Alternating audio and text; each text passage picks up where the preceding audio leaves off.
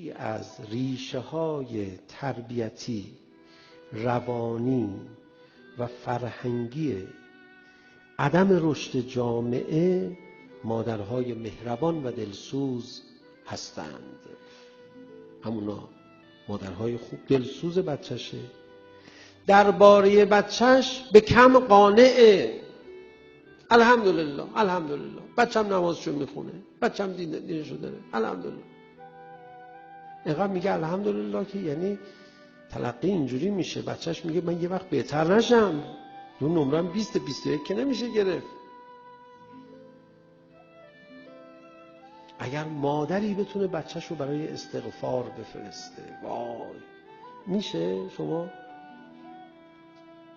مادر تو خونه بچه‌شو نفرسته، به شوهرش بگه بریم که مدتی از جامون تکون نخوردیم، هلاک میشیم، بریم دعا، داریم نابود میشیم. چی نابود میشی؟ میگه عرق شراب خوردی، میگه تکون نخوردیم از جامون.